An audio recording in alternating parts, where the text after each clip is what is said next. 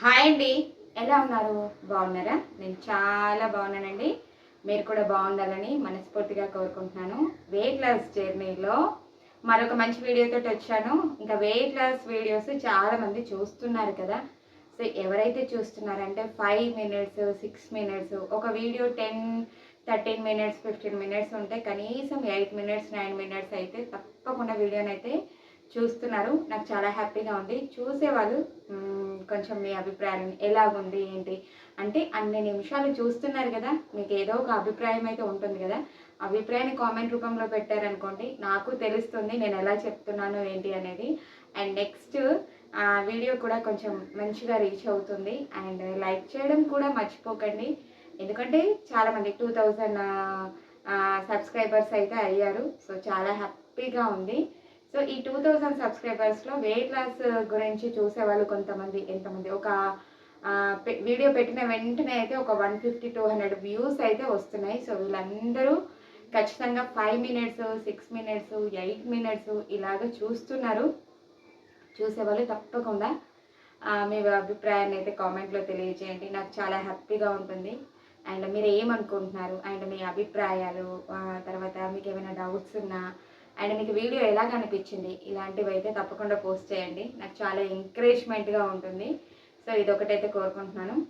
ఈ వీడియోలో ఇంకా మనము చాలా అంటే వెయిట్ లాస్ జర్నీ అనగానే డైట్ ప్లాన్స్ రకరకాలు, ప్రోటీన్ ఫుడ్ తీసుకోవాలి, డైట్ ప్లాన్స్ చేయాలి, ఇలాగ డైట్ చేయాలి, ఒక పూటే తినాలని కొంతమంది, నాలాగా ఇంటర్మీడియట్ ఫాస్టింగ్ చేయండి అని కొంతమంది, ఇలా చాలా చాలా రకాలు చెప్తారు. అండ్ నెక్స్ట్ ఇంకా డైట్ ప్లాన్ విషయానికి వస్తే ఇంకా మనము వెయిట్ లాస్ అయిపోవాలని ప్రోటీన్ ఫుడ్ తీసుకోవాలండి, రకరకాల ప్లేట్ని అలంకరించేసుకొని సో అందులో ప్రోటీన్ ఉండలేక చూసుకుంటాము, ఇన్ని ఫుడ్స్ తింటాము, ఇన్ని రకాల డైట్స్ చేస్తాము.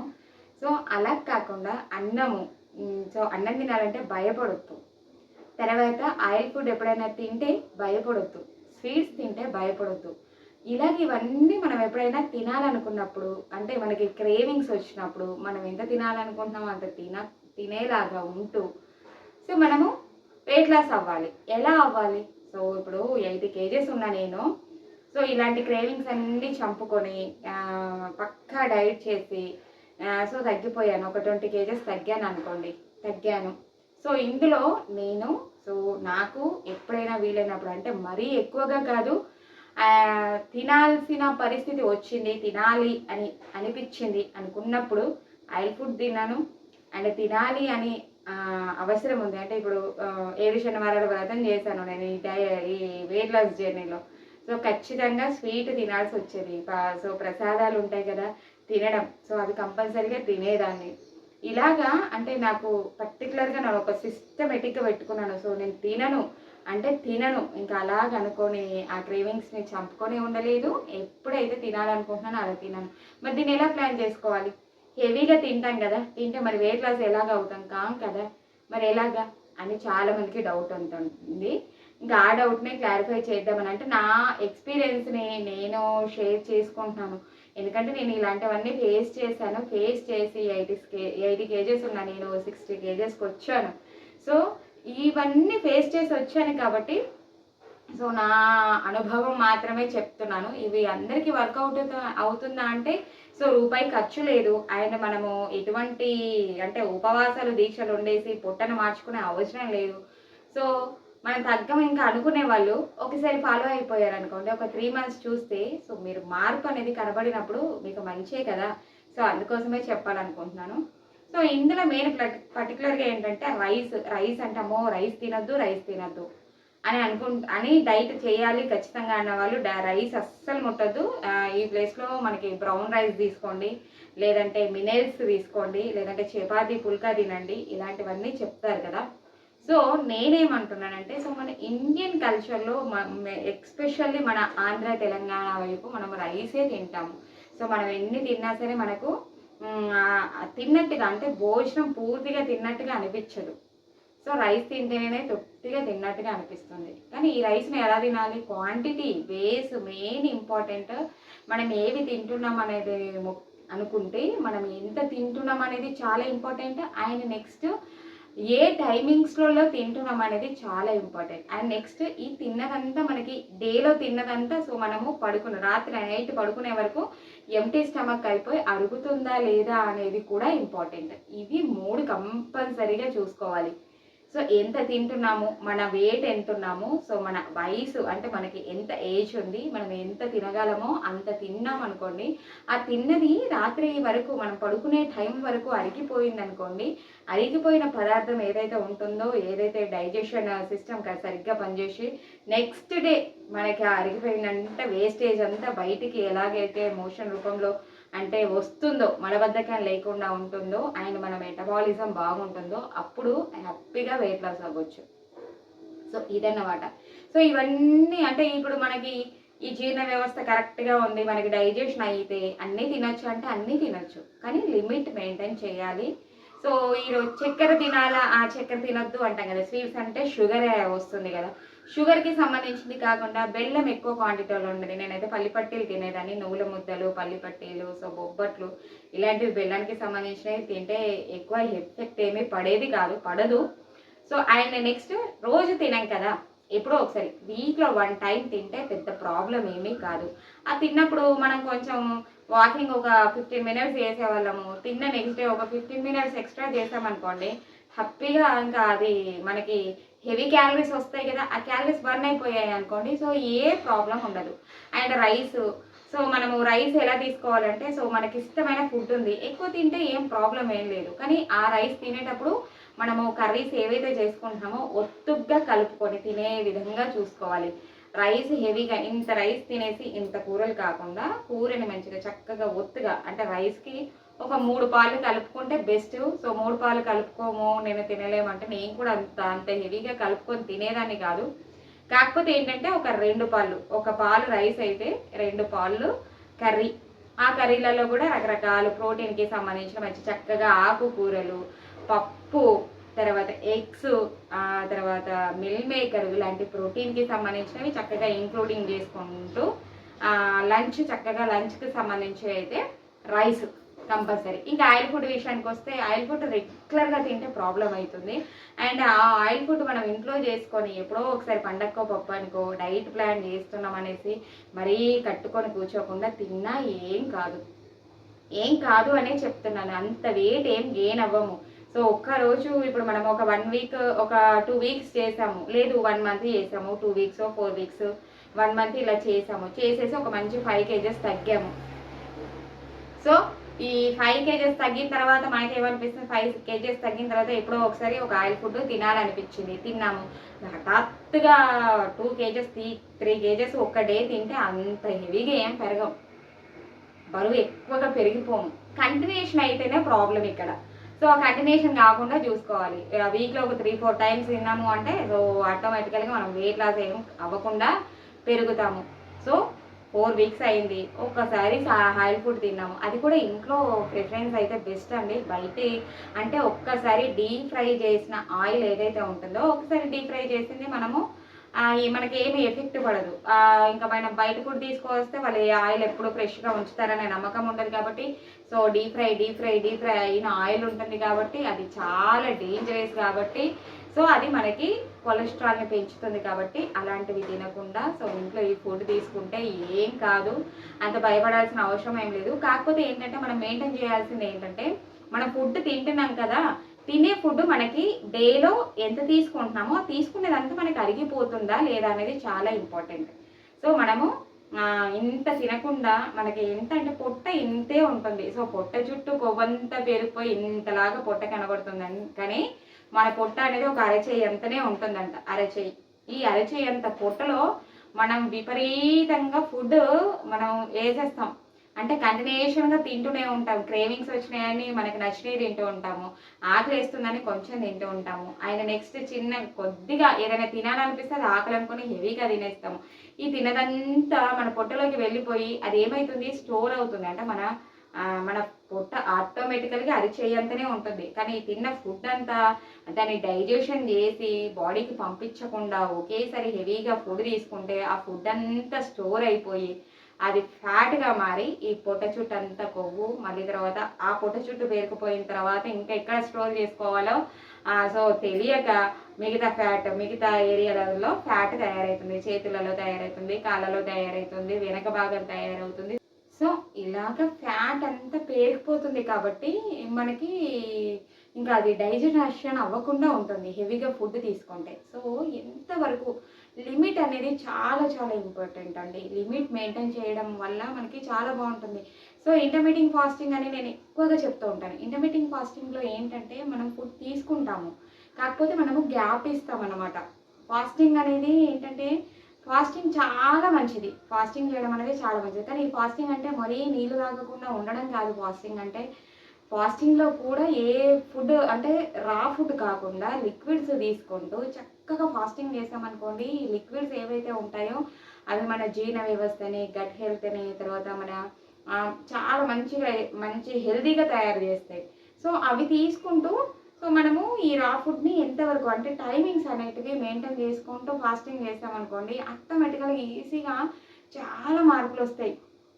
సో నేను చేసిందంటూ అదే. నాకు ఫస్ట్ అంటే వెయిట్ లాస్ అవ్వడం అంటే చాలా ఈజీ అంటే ఈజీగా ఏంటి అంటే తినుకుంటూ తగ్గాల్సిన ఎలా తగ్గాలి అని అనుకున్నప్పుడు సో ఇది చాలా బాగా అనిపించింది అనమాట ఈ ఫాస్టింగ్. ఎలాగంటే మనం మార్నింగ్ బ్రేక్ఫాస్ట్ చేస్తాము అండ్ మధ్యాహ్నము లంచ్ చేస్తాము. సో మనకి టైమింగ్ వచ్చేసి మనము లంచ్ అంటే మనకి డిన్నర్ అనుకోండి, డిన్నర్ ఒక 6:30 5:30 నుంచి 6:30 లోపు డిన్నర్ కంప్లీట్ చేసుకున్నాం అనుకోండి. ఇంక ఈ 6:30 నుంచి మార్నింగ్ మనం ఒక 9 o'clock వరకు దాకా అంటే 9 o'clock వరకు మనకు అన్ని పనులు ఉంటాయి కాబట్టి ఈ టైం వరకు మనము సో రా ఫుడ్ తీసుకోకుండా ఉంటాము. సో ఇవి ఒక 16 hours అవుతుంది. 16 hours అవుతుంది కాబట్టి ఈ 16 hoursలో సో మనము లిక్విడ్స్ ఏవి తీసుకుంటాం అనేది కూడా ఇంపార్టెంట్. లిక్విడ్ తీసుకోకుండా వాటర్ తాగకుండా అనేది కాదు ఫాస్టింగ్ అంటే. సో ఈ లిక్విడ్స్లలో సో మజ్జిగ తీసుకోవడము అండ్ డిటాక్స్ వాటర్ తీసుకోవడము అండ్ బీట్రూట్ ఏబీసీ జ్యూస్ ఉంటుంది కదా, ఏబీసీ జ్యూస్ అంటే సో యాపిల్, బీట్రూట్, క్యారెట్ వేసిన జ్యూస్ తాగుతారు. అండ్ నెక్స్ట్ అలా కాకుండా సో మనకి బీట్రూట్, క్యారెట్, ఆ తర్వాత ఆమ్లా, ఈ ఉసిరి కాకుండా దీంట్లో నిమ్మకాయ కూడా యాడ్ చేసుకొని ఇటువంటి తాగడం ద్వారా మనకి బ్లడ్ ప్యూరిఫై అవుతుంది, ఐరన్ ఎక్కువగా దొరుకుతుంది. ఇలాంటివి తీసుకోవడము అండ్ నెక్స్ట్ ఇంకా చాలా లాట్ ఆఫ్ డిటాక్స్ వాటర్ ఉన్నాయి, డిటాక్స్ వాటర్ తీసుకోవడము.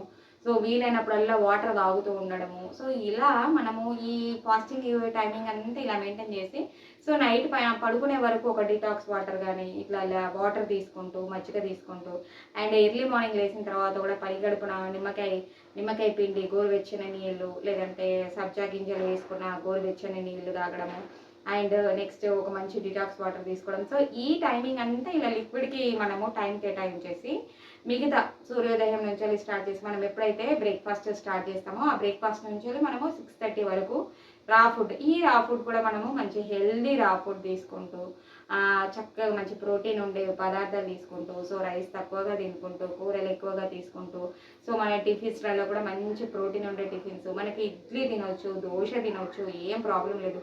సో డైట్ చేసే వాళ్ళము ఇడ్లీ దోశ కాకుండా ప్రాన్స్ తినాలి, ఎగ్స్ తినాలి, మంచి ప్రోటీన్ ఫుడ్ తినాలి, తర్వాత డ్రై ఫ్రూట్స్కి సంబంధించినవి తీసుకోవాలంటే తీసుకుంటే చాలా మంచిది. సో అలా తీసుకొని మంచిగా చక్కగా బ్రేక్ఫాస్ట్లో అవి తీసుకొని ఎగ్స్ తీసుకుంటూ మంచిగా ప్రాన్స్ తీసుకుంటూ వీలైతే చపాతీ పుల్కో తీసుకుంటూ లేదంటే ఫ్రూట్స్ కూడా హెవీగా మంచిది కాదు. ఫ్రూట్ కూడా ఎక్కువ ఏది హెవీగా మంచిది కాదు. ఫ్రూట్స్ హెవీగా తిన్నా మంచిది కాదు, రైస్ హెవీగా తిన్నా మంచిది కాదు. సో క్వాంటిటీ మెయింటైన్ చేస్తూ ఇందులో కీరా ముక్కలు, దోసకాయ ముక్కలు యాడ్ చేసుకొని ఇలాగ బ్రేక్ఫాస్ట్ని కంప్లీట్ చేసుకొని ఇడ్లీ దోశ తినము అనుకునే వాళ్ళు సో ఇలాగ ప్లాన్ చేసుకొని ఎలాగ ప్లాన్ చేసినా మనకు మెయిన్ ఇంపార్టెంట్ అంటే మన పేగులు అంటే మన కడుపు అనేది మార్చుకోకుండా ఉండాలి. ఆకలి వేస్తున్నప్పుడు మనము ఫుడ్ తీసుకోవాలి, ఆకలి వేస్తున్నప్పుడు లిక్విడ్ తీసుకోవాలి. అలా తీసుకొని సో కడుపుని మనము ఫాస్టింగ్లో ఉంచాలి. ఆ ఫాస్టింగ్ టైంలో ఏదైతే వేస్టేజ్ అనేది మనకి స్టోర్ అయి ఉందో ఆ స్టోరేజ్ అయి ఉన్నదాన్ని మనకి ఫ్యాట్ని అప్పుడు మనకి లివర్ అనేది తీసుకుంటుంది, బర్న్ చేస్తుంది. సో మనం హెవీగా ఫుడ్ వేస్తూనే ఉన్నాము. సో ఈ ఫుడ్ని ప్యూరిఫై చేయడానికి మన లివర్ పనిచేస్తూనే ఉంది. వేస్తున్నాము అది క్లీన్ చేస్తుంది, మనం క్లీన్ చేస్తుంది. దానికి టైం ఎక్కడ ఉంది? మిగతా అంటే పేరుకుపోయిన ఫ్యాట్ని బర్న్ చేసే టైం మనం ఎక్కడ ఇస్తున్నాము? అలా కాకుండా ఈ ఫాస్టింగ్ టైంలో సో మనకి ఎనర్జీ కావాలి కాబట్టి, ఎనర్జీ గెటాన్ కావాలి కాబట్టి, సో ఈ ఫాస్టింగ్ టైంలో మనం ఫుడ్ వేయకుండా ఉన్నప్పుడు ఏం చేస్తుంది, ఇంకా ఈ లివర్ అనుకుంటుంది అనమాట. ఈ లివర్ ఏమనుకుంటుందంటే, సో ఓకే ఈ ఫుడ్ లేదు, సో ఈ ఫుడ్కి సంబంధించినది లేదు, సో అప్పుడు నేనేం చేయాలి, నేను వర్క్ చేయాలి కదా, సో నా బాడీకి సంబంధించిన ఎనర్జీని ఇవ్వాలి కదా, సో నేనేం వర్క్ చేయాలి అనుకున్నప్పుడు అప్పుడు ఫ్యాట్ని బర్న్ చేయడానికి ఆ ఫ్యాట్లో ఉన్నదాన్ని తీసుకొని అప్పుడు ఫ్యాట్ బర్న్ చేస్తుంది అనమాట. అందుకోసం ఫాస్టింగ్ అన్నారు తప్ప, కానీ ఫాస్టింగ్ అంటే మొత్తం పేగులు ఎండబెట్టేసేసుకొని సో ఇలాంటి ఫాస్టింగ్ కాదు. సో ఇలాగా బ్రేక్ ఇవ్వాలి, ఆ బ్రేక్లో లిక్విడ్స్ తీసుకుంటూ చక్కగా ఇలా మెయింటైన్ చేసుకుంటే హ్యాపీగా ఉన్నాం. 20 kgs కూడా తగ్గొచ్చు. సో మనం ఎంత కావాలనుకుంటే అంత తగ్గొచ్చు, హెల్తీగా ఉండొచ్చు, హ్యాపీగా ఉండొచ్చు. సో ఇలాగ మొత్తం ఇలాగ ఫుడ్ని ప్లాన్ చేసుకొని కంపల్సరీ ఫిజికల్గా మనము కొంత మనకు టైం కేటాయించాల్సిందే. ఫిజికల్గా మనం టైం కేటాయిస్తేనే మన బాడీ చక్కగా పనిచేస్తుంది, మన అవయవాలన్నీ మంచిగా ఎలాగంటే ఒక ఎనర్జీగా తయారయ్యాయి అనమాట. లేజీగా ఉండకుండా ఎనర్జీగా తయారయ్యి సో మన ఫ్యాట్ బర్న్ అవ్వడానికి అండ్ మన ఆరోగ్య సమస్యలన్నీ పోవడానికి కంపల్సరీగా మనకి ఫిజికల్ యాక్టివిటీ కంపల్సరీగా ఉంది. ఓన్లీ నేను డైట్ ప్లాన్ చేస్తాను, ఇంటి పనులన్నీ హెవీగా చేసేసుకుంటాను కదా, సో ఈ డైట్ మెయింటైన్ చేసేస్తే తగ్గిపోతాను అనుకోవచ్చు, కానీ మీకు నీరసం వస్తుంది, మీకు హెల్త్ ఇష్యూస్ వస్తాయి. అదే కాకుండా చక్కగా చిన్న చిన్న యోగాసనాలు, మనకు వాకింగ్ ఇలాంటివి చేసినప్పుడు మన హార్ట్ చక్కగా పనిచేస్తుంది, మన అవయవాలన్నీ చక్కగా పనిచేస్తాయి, మనకి యాక్టివ్నెస్ పెరుగుతుంది, ఎనర్జీ లెవెల్స్ పెరుగుతాయి. సో ఇవన్నీ పెరగడం ద్వారా మనకి నీరసం ఇవి అన్నీ ఉండిపోతాయి. కాకపోతే ఏంటంటే ఈ ఫిజికల్ యాక్టివిటీ ఏదైతే ఉందో ఆ యాక్టివిటీని మనం ఫస్ట్ మొదలు పెట్టాలంటే కంపల్సరీగా బాడీ పెయిన్స్ అవి ఇవి వస్తూనే ఉంటాయి. సో వచ్చిన తర్వాత మళ్ళీ మనం కంటిన్యూషన్ చేయాలి చేసినప్పుడు. ఎందుకంటే ఒక 10 minutes నడిస్తే నాకు ఆయాసం వచ్చేది. ఎలాగ ఆయాస పడేదానంటే ఇంకా హార్ట్ ఆగిపోతుంది, హార్ట్ ఆగిపోతుందేమో అన్నంత ఆయాసం వచ్చేది. 80 kgs ఉన్నప్పుడు మళ్ళీ నాకు హార్ట్ ప్రాబ్లం ఉంది కాబట్టి సో అప్పుడు భయం వేసేది. అలాంటి దాన్ని ఇప్పుడు 45 minutes 1 hour 1.5 hour నడిచినా నాకు ఎటువంటి ఆయాసం రాకుండా తయారన్నాయంటే టైమింగ్ మెయింటైన్ చేసుకొని ఫస్ట్ ఒక 10 minutes ఒక 15 days అండ్ 15 days అయిపోయిన తర్వాత ఒక 15 minutes అండ్ 1 month వరకు దాన్ని మెల్లగా 20-25 minutes దగ్గరికి తీసుకొచ్చాను. అండ్ 1 month అయిపోయిన తర్వాత 1.5 month 2 monthsలోకి 30 minutesకి తీసుకొచ్చి 4th month నుంచి 40 minutes 45 minutes ఇప్పుడు 1 hour ఇలాగ మనం నడుస్తూ ఇలాగ మెల్లమెల్లగా బాడీకి అలవాటు చేస్తూ సో హెవీగా పెయిన్స్ అవి చాలా పెయిన్స్ ఉండేవి, కాలు బాగా నొప్పి వచ్చేది. సో ఎప్పుడైతే లంచ్ అవర్ ఉంటుందో ఆ లంచ్ అవర్ అయిపోయిన తర్వాత కంపల్సరీగా పడుకునేదాన్ని ఒక 1 hour 2 hours. ఇప్పటికీ కూడా కంపల్సరీగా ఒక 1 hour ఆటోమేటికల్గా అలా కళ్ళు వాలిపోతాయి, పడుకుండిపోతాను. లంచ్ అయిపోయిన తర్వాత ఒక 1 hour పడుకుంటాను. అండ్ నెక్స్ట్ డే లేదు బాడీ ఎక్కువగా స్ట్రెయిన్ అయిందంటే 1.5 hour కూడా తీసుకుంటుంది, 2 hours కూడా తీసుకుంటుంది. నిద్ర కంపల్సరీగా మధ్యాహ్నము పడుకోవడము అండ్ నెక్స్ట్ నైట్ కూడా ఎర్లీగా పడుకోవడము. సో ఇలాగ నిద్ర కంపల్సరీగా ఉండేలాగా చూసుకోవడం. 8 hours స్లీప్ ఉండాలి కంపల్సరీగా. మనము నిద్ర చక్కగా ఎంత నిద్ర మంచిగా పోతామో మనకి అంత హెల్తీగా ఉంటాము. సో రాత్రిలో ఎక్కువగా ఫోన్స్ చూడడము ఇలాంటివన్నీ అవాయిడ్ అన్నమాట. ప్రశాంతంగా రిలాక్స్గా పడుకోవడం. సో మైండ్లో ఎక్కువగా ప్రెషర్స్ పెట్టుకోకుండా ఉండడం. ఇంకా మనకంటూ ప్రెషర్స్ అంటే లేడీస్ అన్నప్పుడు ఫ్యామిలీ అన్నప్పుడు సో ఫైనాన్షియల్ స్ట్రెసర్స్ ఉంటాయి, ఇంట్లో ప్రాబ్లమ్స్ ఉంటాయి, బేసికలీ చాలా ప్రాబ్లమ్స్ ఉంటాయి. ఆడవాళ్ళం అంటే ఎన్నో ప్రాబ్లమ్స్ ఉంటాయి మనకి.